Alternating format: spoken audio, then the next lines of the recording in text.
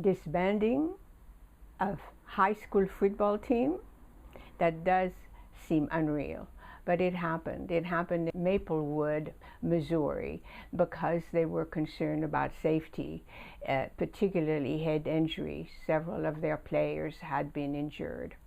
And Missouri is not the only state. It happened in Richfield, New Jersey, where 13 players only showed up for a varsity program. And in Camden Hills, Maine, they had to cancel the games because only the younger players showed up. Most of the experienced players had been injured. There are no statistics about how often this is happening, but we know that it's more and more. Parents and school districts are becoming aware of the dangers of head trauma and injuries to the youngsters, and some head traumas can have lifelong consequences. But football is not the only sport. Boxing is also another one, and the New York Times had a most illuminating article recently about boxing in the military academies. Boxing is responsible for 1 out of 5 concussion at West Point, 1 out of 4 in the Air Force Academy, and 1/4 at the Naval Academy.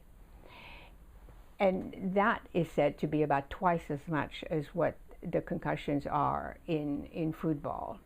Now, boxing is a required class in those academies because it is said to be the best way to teach those youngsters how to overcome fear when they're in combat and how to be able to confront an enemy, sometimes face to face. But when they are injured, they are sidelined, and when they are sidelined, sometimes they're also not able to do their schoolwork.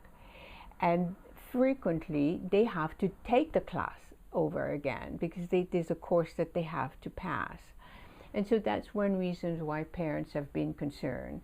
But a lot of policymakers have also become concerned about boxing and perhaps trying to find other ways to teach the same thing. Now, sports are part of our culture, and some sports are violent. So sports inadvertently contribute to our culture of violence. But we pay a very big price, not only for the culture of violence, but for the consequences. And we need to be aware, we need to understand the consequences and the price we pay. And certainly the youngsters who have to deal with lifelong trauma often that comes from their playing sports, they have to deal with consequences. So this is an issue that we need to become much more thoughtful about. Thank you for listening. I'm Danielle Levy.